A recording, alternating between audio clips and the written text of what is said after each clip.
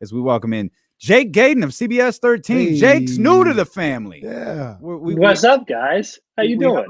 We have a long relationship with CBS 13, obviously with Sarah Hodges, Marshall Harris, dating back to Joe Musso. The CBS has always been fantastic to us, and Jake joined the team recently. We had the opportunity to talk for the first time in person. We had the opportunity to talk before Friday's game. Jake's like, I want to do the show. Gotta have it. Like, yo, let's do this week, man. So we're thrilled to have you on. Where did you come over from before Sacramento? Where were you?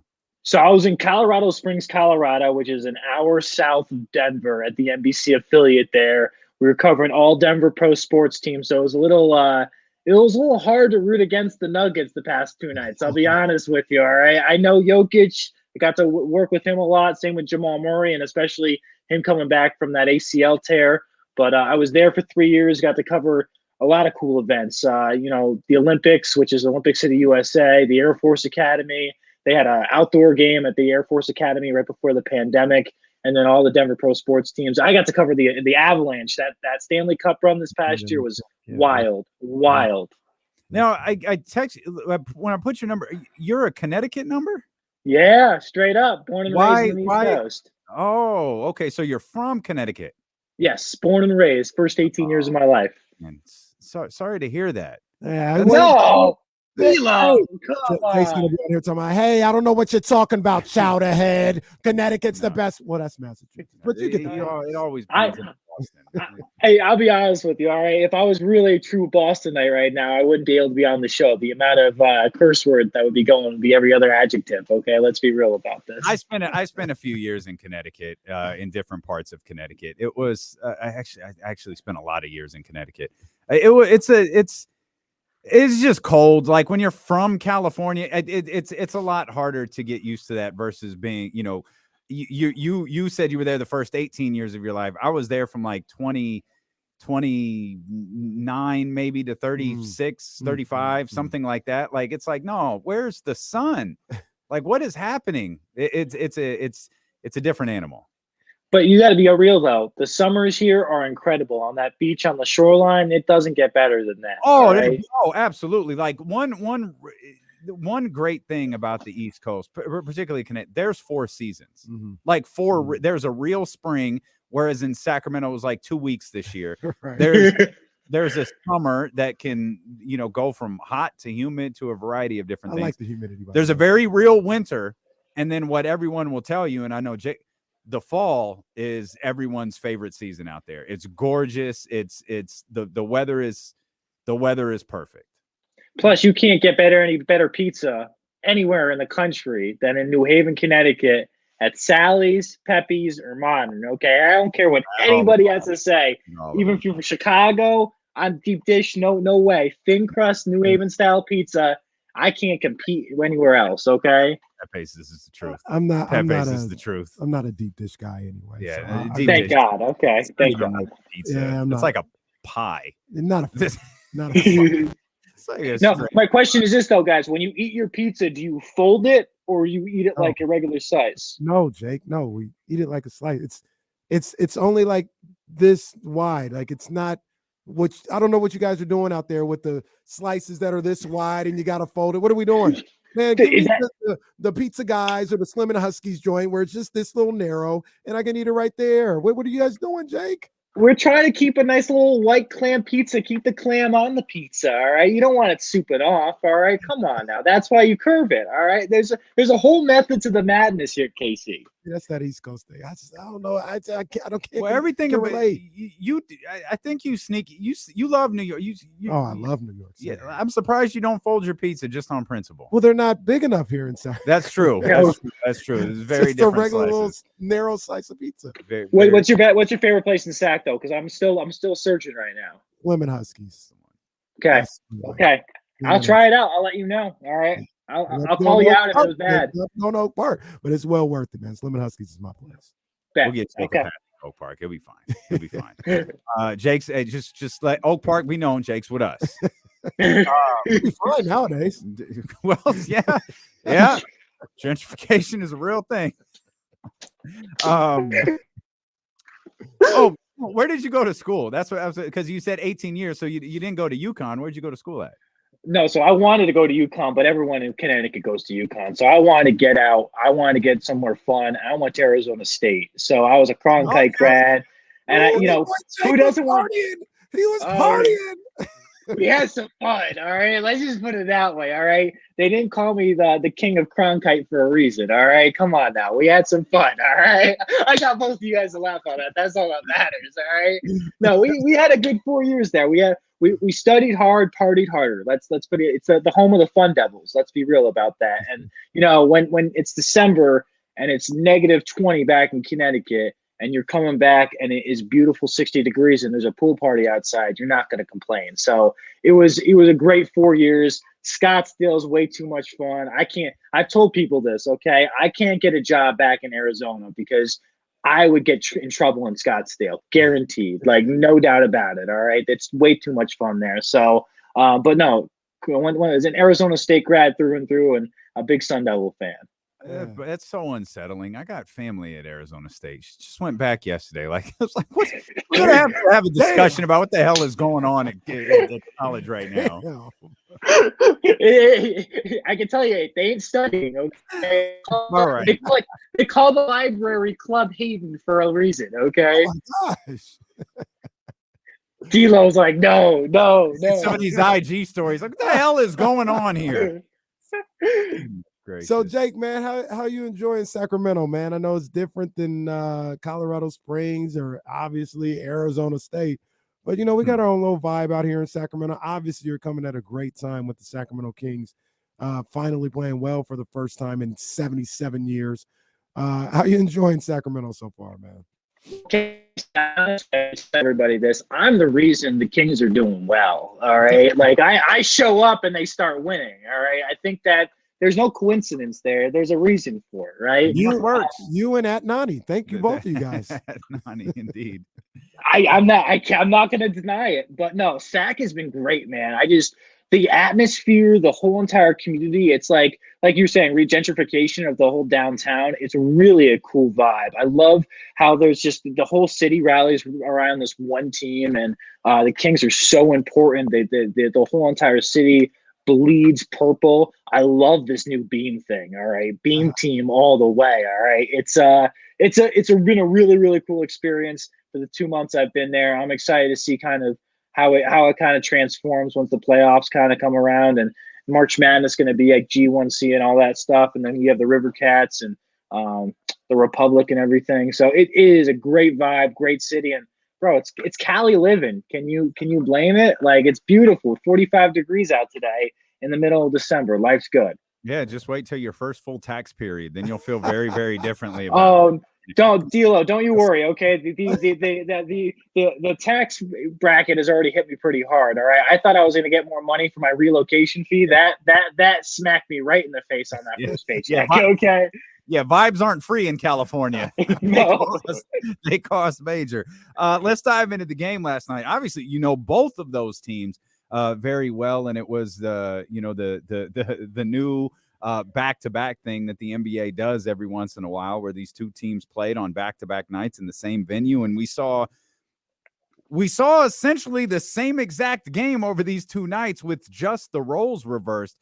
Kings obviously, digging themselves out of that hole in getting that win last night. What stood out most to you in last night's game? We'll start with the Nuggets first. Jokic is going to win the MVP again, and you can't convince me otherwise, okay? You can't. The guy is he does it all. He rebounds, he assists. Like, even you saw in that first game, in that first half, the dude only had 2 points at halftime, but the way he was able to dish out the ball to his guys and create shots for, like, Michael Porter Jr., who had 16 in that first half. Like, the dude is an MVP. You've never seen anything like him. And just the motor that he has is fantastic. What was the difference, though, is they got him tired in that second game, and you can see how Sabonis is such a major part of this team. And it's an interesting part. I wanted to ask head coach Mike Brown this before he got his COVID issue earlier this week. Like, are you showing Sabonis anything that Jokic is doing? Because I see their game. Like, there's so many parallels in it. And I know Brown likes to compare him to Draymond Green a bunch, but the way Sabonis is bringing the ball up the court, facilitating the ball, and then able to sit the pick and rolls. I just see so much of his game and Jokic's game. The only difference is Jokic is that great shot and the overarching shot that he does from, above his head that Sabonis has not mastered yet. But Sabonis was the key in that game, quite honestly. And I give so much props to Domas just playing through the injury that he is and knowing how important he is to this team. I also love Malik Monk. That dude a dog, man. He's just a straight dog, and he's the personality of that team. He's the backbone of that team. I think people underestimate how good of a player he is, not just on the court, but off the court as well. He's bringing a vibe to this team that I think every single day people ride with. They want to see it. They want to see that electricity. And I believe he's in the front runner for Sixth Man of the Year. I don't see another guy that's been really doing that well. The only thing I asked Malik the other day, and I said, dude, you got to get Keegan to smile more, because I can't take this monotone kid who's 19 years old just pretending that everyone's after him. Let him have some fun, all right? If he has some fun, maybe he's not going to go on these shooting slumps anymore. I'm just saying. Keegan's never going to smile. I think that's his gimmick. Like, that's his full-on gimmick. Like, and he's taking it on. He's playing it seriously. Like, he sort of cracked a smile in one of the DPOG pictures, right? Yes. I don't even think it was his. It wasn't even his smile, or it wasn't even his when he won it. I think it was when Harrison won it the first time, and there was like a little smile there, and then he won it, and he was like, a little closed mouth grin. By the way, I'm sorry, Giannis Antetokounmpo is in our lobby. He's curious about this MVP. Jason Tatum just followed him in. Like, really? You really think? Come on, guys. The West Coast, the Western Conference. Western Conference is so much easier. So much easier, D-Lo. Jokic win it 3 in a row. No way. Why not? Because they have forbidden 3 in a row.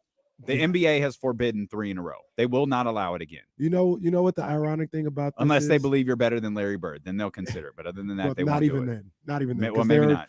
There are people who are better than Larry Bird who haven't gotten to 3 in a row. Well, you hate Larry Bird. I love Larry Bird. He's top 10 all time. Well maybe he's like documented. 11. You hate I Larry got him out Bird. of the top 10. Yeah, I love Larry though. But the ironic thing about this whole thing is, I don't know about the numbers, but I'm talking maybe team success and everything.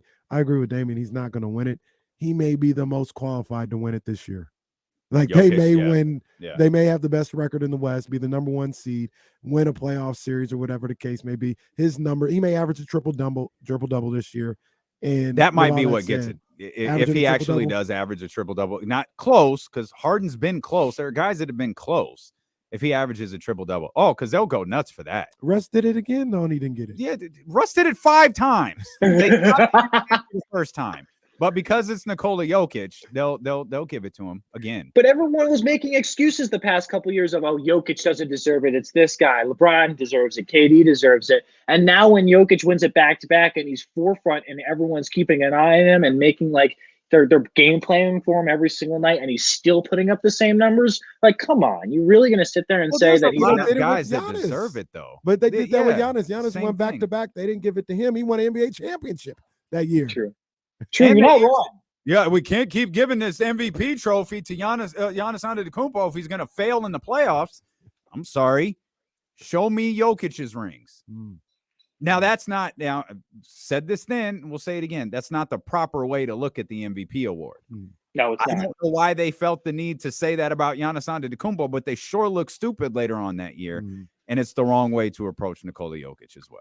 Jokic is amazing. He's ridiculous. He's almost frustratingly ridiculous. But also, it's so much fun to watch, though. There's a guy in Dallas who the league desperately wants to have that trophy. Oh, my God. They're trying to rename it. They're doing all these renames. They can't surround it. They can't surround Luka correctly, though. You're going to tell me that they just have no idea how to surround him correctly whatsoever. No, they absolutely cannot. Well, Dallas has failed. I've asked the question a number of different times. We don't know. I don't know the answer, but have they failed to surround him, or is like Luka's style of play not conducive to putting somebody around him? Meaning, it's the Josh McDaniels, Derek Carr question. They could both be true. Yeah, bingo. I mean, is Luka willing to average 24 points a game? No. To make sure somebody else is eating? No. No. Absolutely not. No shot. Absolutely not. I think he needs a big man though. Down in Dallas, I think he needs a bona fide guy like a DA from Phoenix. And actually, he wouldn't pass him the ball. Are you talking Porzingis? Kristaps is playing well in Washington right now. He was don't doing start with New York. No, Casey, I am the biggest Kristaps fan. I'm a Knicks fan, okay? Born and raised, okay? I have the jersey from his rookie year, okay? The dude is not legit. All right? Like, I'm sorry. I think he's soft in the paint. All he wants to do, he's just do these little floaters and threes in the corner. Yes, he might be doing well in Washington. You want to know why? Because he's the most under the radar team. He's not no spotlight on him whatsoever. All right. That's when that guy does well. Doesn't like those lights. All right. You know who does? 5. Shoot. Darren Fox likes them lights. Darren Fox, and it should be. De'Aaron had a really good fourth quarter Tuesday. It just had a couple of costly mistakes, but they may have been costly. He had a couple of mistakes there in that fourth quarter. Other than that weak charging call and that tough pass to Sabonis, he didn't have those last night. And man, he is a closer, and he answered the call again last night. I love the way De'Aaron's playing, the way he's leading the team as well. But his play on the court speaks for itself. The way he's pushing the pace out and running. What frustrates me is the NBA and the referees are not giving the same calls that the rest of the league is getting with him. And he's getting frustrated with it. And I talked to Brown about it. I was like, are you talking to him like saying, hey, like, you can't get it. You can't cause us a technical with 3 minutes left in the game and it's a 2-point game. Like, you just can't do that. Like, and he's like, no, we get it. But at the same time, the dude deserves some respect. And I don't think they've got it just because of how bad Sacramento's been the past couple of years. But the way De'Aaron's playing, not only an all-star, I think he can make an all-NBA team if he continues to put up the numbers that he's doing. I love the way he's facilitating, the way he's leading the team, and the way he's playing off of Sabonis in that pick-and-roll game. That Stone Cold Foxy, okay? Straight up. Swiper, no swiping. He was putting, play-by-play announcer for NBC who does the Kings game. I'm blanking his name right now. Yes, thank you. All right. He was, spinning guys like a DJ the other night. I was like, that line is, I was like, dude, that was a great line. I'm like, I got to use that. All right. Like, dang. So I don't know. I love the game he's playing. I was watching him play last night and perform the way he does. And I think about this often, but it's always like, man, there's so much, I don't know if history is the right word, but in a long line of, like, you go to Mitch Richmond, you go to Chris Webber, you go to DeMarcus Cousins, and now Darren Fox. These are kings, right? Like, these guys, in De'Aaron's case and DeMarcus' case as well, we watched these guys grow up. DeMarcus got here at 19 years old. De'Aaron got here at 19 years old. Now he's 25-year-old husband with 2 kids, and we've watched these guys grow up, and it makes me so happy to see him have moments like he had last night and hopefully continue that and get to the playoffs because, low key, he's been through a lot here. He has been through a lot. Some of it, last year wasn't crazy about the way he started the season. It was a little self-inflicted, but there's a lot of things put on his shoulders fairly and unfairly.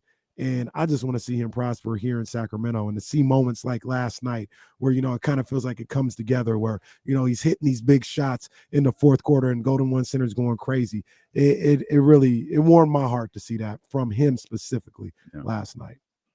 Casey, I got a question for you, though, because D'Lo and I were chopping this up the other day. Yes, do you sir. think what do they got to do with the roster at the end of the latter half of the season? What are you thinking? Is there any moves that need to be made? I don't think there is. I mean, there's small moves that can be made. The thing that I always come back to is if you're going to make a move, you're going to have to get rid of 1 or 2 of Harrison, Keegan, or Davion.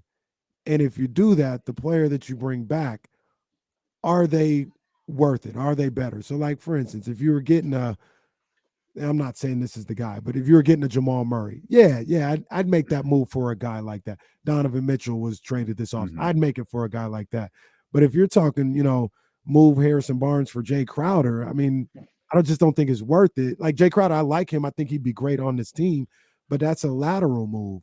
So because I don't see the move that would really upgrade you to another level, I don't know if you're making a move, of major caliber with the Kings this trade deadline or so.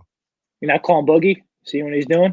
No, I'd call Boogie in a heartbeat. But that's easy. Yeah, that doesn't require one of those. Yeah, that doesn't require one of those. It just requires you, and not a knock on the brother. It's just you cut Alex Lynn and keep it moving. Like that's it. Straight up. That's all it requires.